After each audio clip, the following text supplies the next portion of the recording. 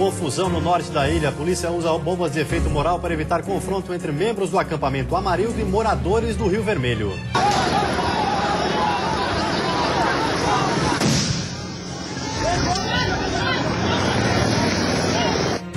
Depois do desentendimento, foi feito um acordo e as famílias deixaram o terreno escoltadas pela PM. Violência no norte do estado. Mulher é encontrada amarrada em São Bento do Sul. Em uma das pernas estava marcada a palavra morte. No Vale do Itajaí, um jovem foi sequestrado e teve uma das orelhas cortadas pelos criminosos. Paciência na volta para casa. Hoje o movimento foi grande na BR-101, principalmente no trecho entre Laguna e Tubarão. E ainda no esporte, a decepção dos catarinenses na estreia da Série A do Campeonato Brasileiro. E o adeus ao grande nome do jornalismo esportivo do país. Tem Neymar, condição legal.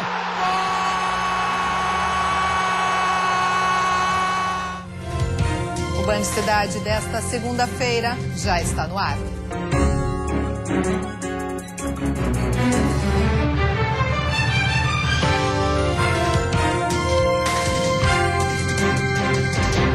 Olá, boa noite.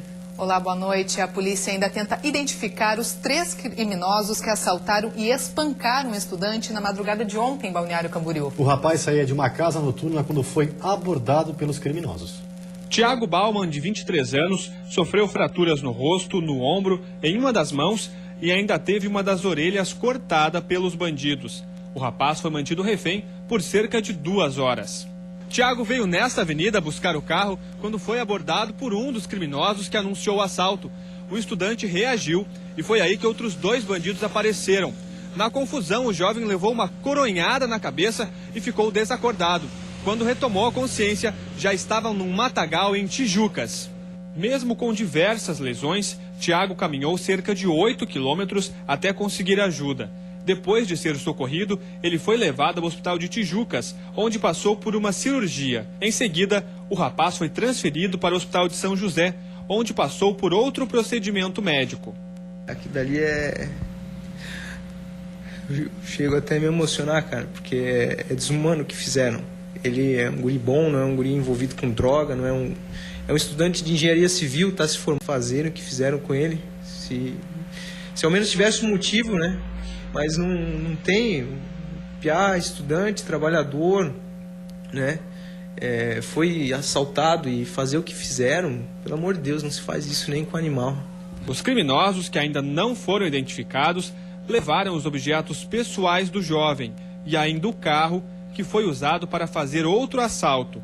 O veículo foi encontrado horas depois, já em chamas, na praia do Estaleiro, em Balneário Camboriú. Só o que a gente espera é localizar esses marginais e eles terem o que eles merecem, né? Mistério no Planalto Norte. Uma mulher foi encontrada amarrada à margem da rodovia em São Bento do Sul. Os agressores marcaram a palavra morte na perna dela. O filho da vítima teria sido raptado. A mulher foi encontrada amarrada ao lado da SC 418, uma das rodovias mais movimentadas do Planalto Norte catarinense. Natalia da Cruz, de 20 anos, foi socorrida por populares nesse trecho por volta das 10h30 da noite de domingo. Ela apresentava um corte superficial no pescoço e um ferimento na perna, cujo contorno formava a palavra morte. Segundo o que foi relatado à polícia militar, a vítima ficou 24 horas em poder de 2 homens e uma mulher que teriam raptado o filho dela de 2 anos. Ela estava na rua, abordada por esse pessoal. Um desses elementos alegou que se encontrava em poder de um filho dela, que supostamente ela teria, de 2 anos. E quando ela chegou para se inteirar do assunto, chegou perto, um deles deu uma gravata nela e asfixiou, né, com um pano, coisa assim, onde ela veio perder o sentido e desmaiou. O caso já foi encaminhado à Delegacia de Polícia Civil da cidade. A polícia vai investigar a veracidade sobre a informação do filho que a vítima afirma ter e que supostamente foi raptado para então tentar localizar a criança. Agora, até onde isso tem veracidade, onde isso é confirmado, até agora a gente não tem confirmação de nada. Se realmente tem esse filho, se realmente esse menino foi raptado mesmo ou não, mas a princípio a gente não tem poder dessas informações ainda concretas ainda em relação ao fato. Natalie foi encaminhada para o Hospital Sagrada Família, onde recebeu cuidados médicos e ganhou alta ao meio-dia. E pelo menos 4 cidades foram alvo de caixeiros nesse final de semana. Em Joinville, o BOP teve que ser acionado para desativar uma bomba deixada em um dos terminais do banco. A bomba estava num caixa eletrônico desta agência bancária na zona leste de Joinville. O explosivo foi encontrado por um cliente que entrou no banco para usar um dos terminais.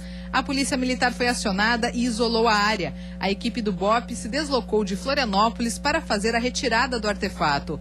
De acordo com os policiais que atenderam a ocorrência, a dinamite tinha 300 gramas de nitrato de amônio, quantidade que seria suficiente não só para destruir o caixa eletrônico, como também parte da agência. A dinamite teve que ser removida com a técnica de corda. A retirada foi usada uma técnica conhecida aí no meio policial, que é a técnica da corda. Onde o policial faz a retirada à distância, sem que ele precise se expor, porque existe o risco de no manuseio ali, no mínimo manuseio, haver uma detonação. Então usamos essa técnica, vocês perceberam aqui, o policial fica à distância e faz a retirada com segurança. O explosivo foi levado até o aterro sanitário de Joinville e detonado. Outra ocorrência foi nessa agência do Banco do Brasil, que fica próximo à Praia do Campeche, um dos locais mais visitados em Florianópolis na temporada de verão. A ação dos caixeiros foi à luz do dia, no início da tarde de domingo. O Corpo de Bombeiros precisou ser acionado pela PM para controlar um princípio de incêndio no local.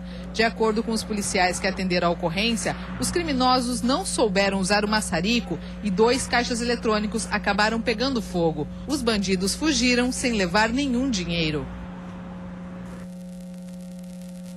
Farra do Boi, um animal foi recolhido hoje em Balneário Camboriú por policiais militares e funcionários da Cidasc. O boi estava solto na rua Daniel Fraga, no bairro São Judas. Para a captura foi preciso laçar o animal, que estava violento. Nenhum farrista foi encontrado no local no momento do flagrante. E a seguir, a medicina explica o que leva uma pessoa a ficar viciada em jogos de azar. E ainda o movimento na BR-101 neste retorno do feriadão.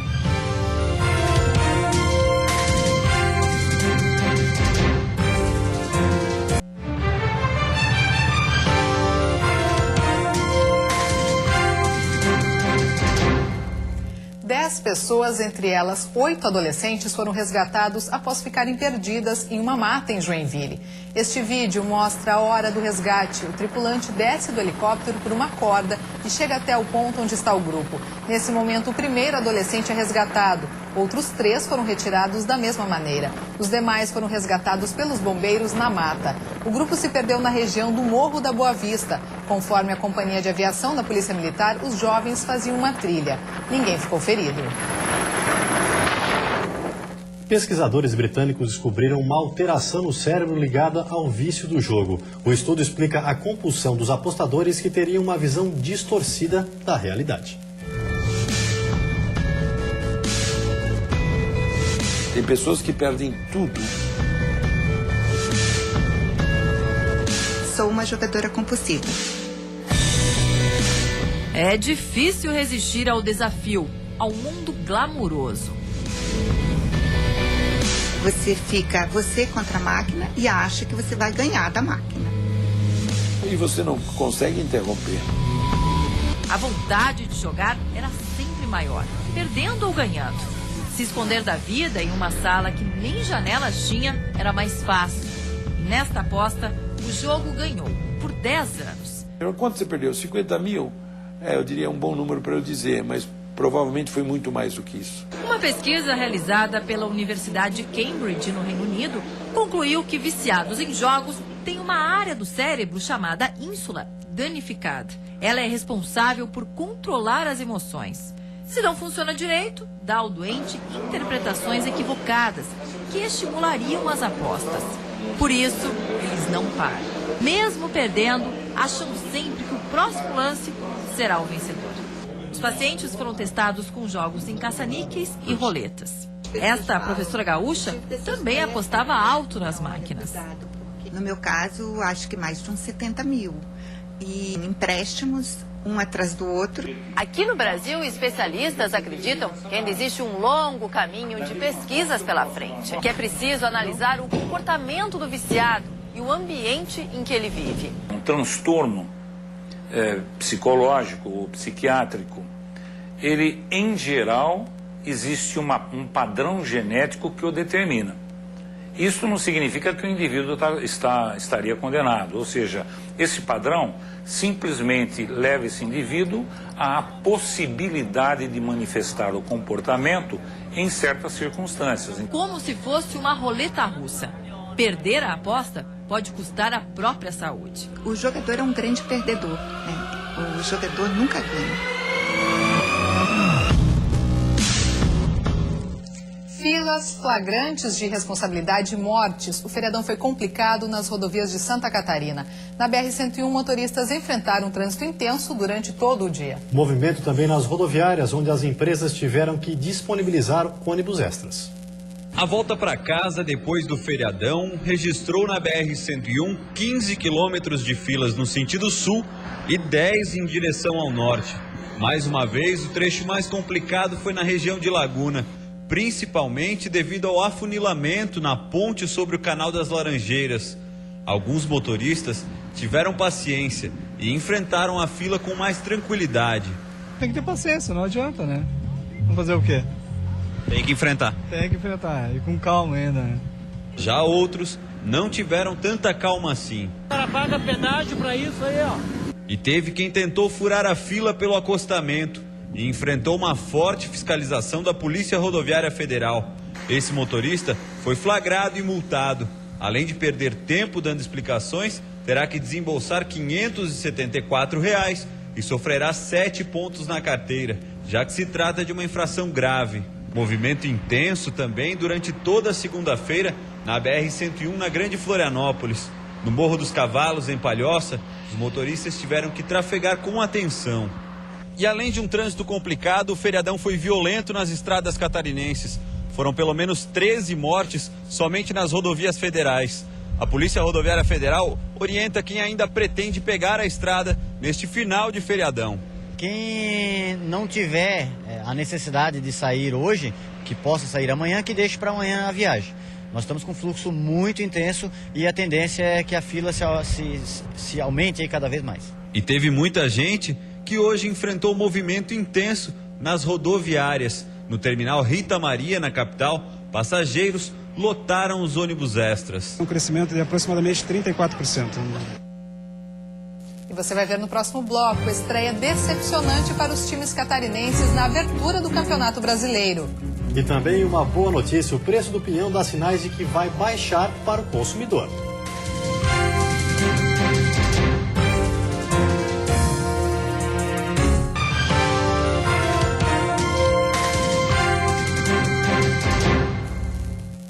O preço do pinhão começa a oscilar nos supermercados. O consumidor já está conseguindo comprar o produto mais barato.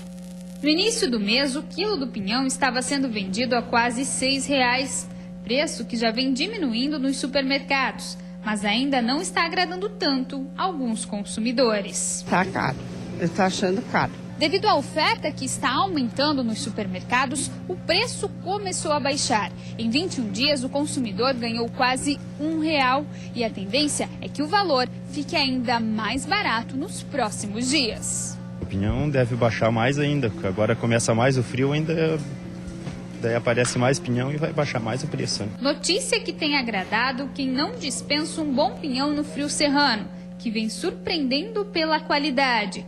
A semente vinda da Araucária faz sucesso por aqui. Quero levar um pouco mais, porque eu já tenho um pouco em casa, inclusive uma pinha, a gente comprou, né? Então levar agora e comprar mais um pouco para comer assadinho agora. Quero comer ele no forno, depois fazer uma sapecada, ou até de repente, um entreveiro. Né? Agora está mais acessível, preço bom e aí a qualidade está boa também. Vale a pena comprar. Na paçoca, no entreveiro ou só mesmo cozido ou assado.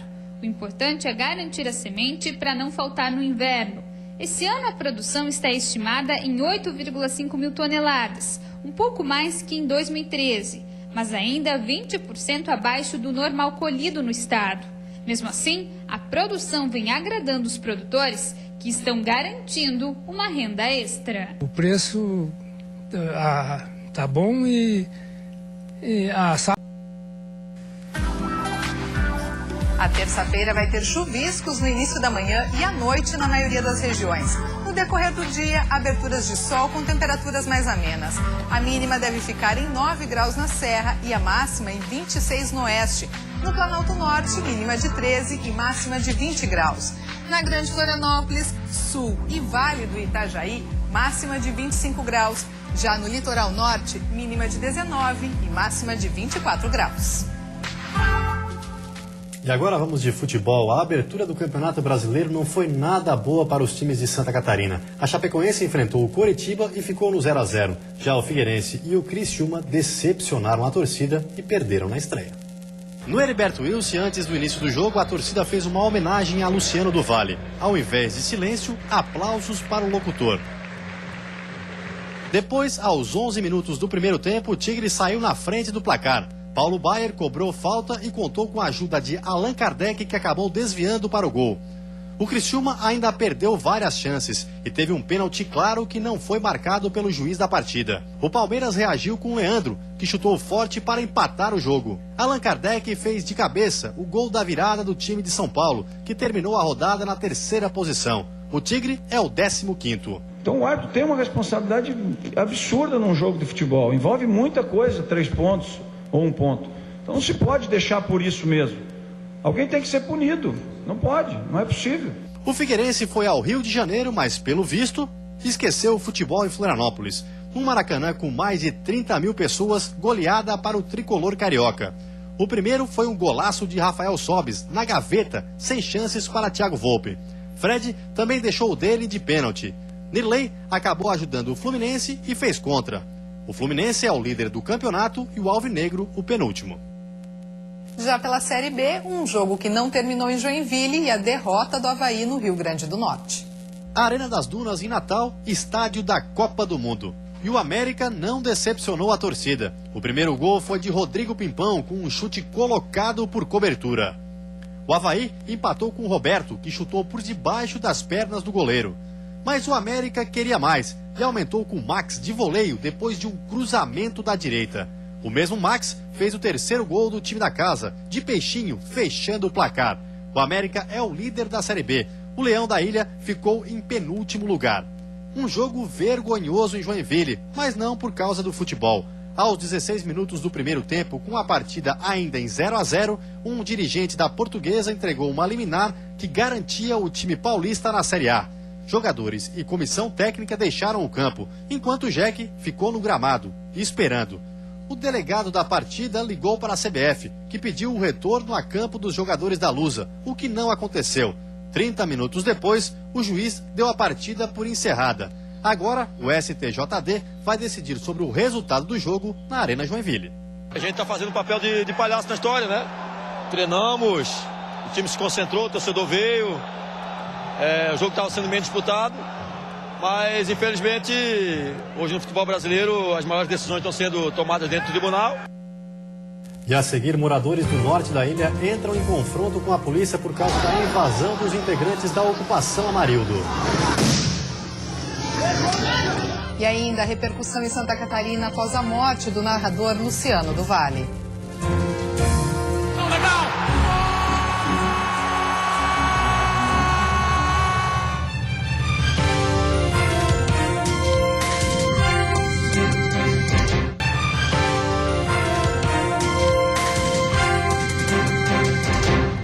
Depois de fecharem um acordo na Justiça para a desocupação da área às margens da SC-401, os integrantes da ocupação Amarildo voltaram a invadir outro terreno, desta vez na SC-406. E o clima, que já era tenso desde a manhã, ficou ainda pior agora à tarde. A PM teve que conter moradores usando balas de borracha e bombas de efeito moral.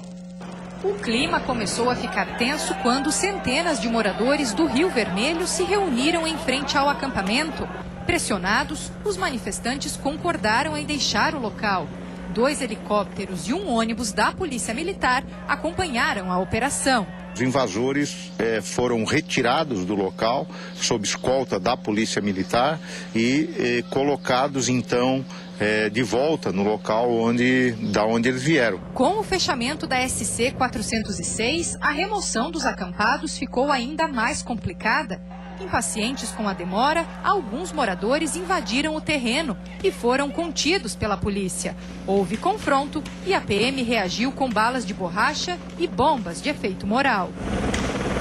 Olha aí, ó. Depois de muitas horas de tensão, os ocupantes deixaram o acampamento Amarildo de Souza às margens da SC 406. A Polícia Militar começou a liberar o trânsito no local. Os manifestantes devem ser levados ao acampamento em que estavam até a última sexta-feira, na localidade de Maciambu, em Palhoça. Mas lá, a discussão também deve ser longa, já que seriam terras indígenas onde os manifestantes não querem ficar, mesmo que provisoriamente. A reivindicação por terra, trabalho e teto começou em dezembro do ano passado, quando os manifestantes invadiram uma área às margens da SC 401. O acampamento chegou a reunir 500 famílias. Um acordo na Justiça previu a desocupação do local. Na semana passada, o acampamento foi transferido para Palhoça. Em menor número e descontentes, os invasores tentaram tomar às pressas outro terreno da União em Florianópolis neste fim de semana. A gente espera, sim, que o Ministério Público Federal, que até poucos dias atrás estava intermediando toda essa nossa conversa, possa se dirigir para cá, para que a gente possa, então, abrir, sim, um canal institucional de discussão. Passados mais de 4 meses, o futuro da ocupação ainda é incerto. Famílias aguardam uma orientação do INCRA, Instituto de Colonização e Reforma Agrária, ou uma decisão da Justiça. O último adeus a Luciano do Vale. O narrador da Band foi sepultado ontem em Campinas, em meio a muita emoção de familiares, amigos e colegas de trabalho. A repercussão também foi grande aqui em Santa Catarina. Luciano do Vale, de 66 anos, morreu no sábado à tarde de um mal súbito. Ele estava dentro de um avião com destino a Uberlândia. A notícia pegou todos de surpresa: familiares, amigos, imprensa e o povo em geral. Luciano passou por várias emissoras e estava na Band há mais de 20 anos. Suas narrações foram sempre marcantes e a sua voz inconfundível. Tem Neymar, condição legal!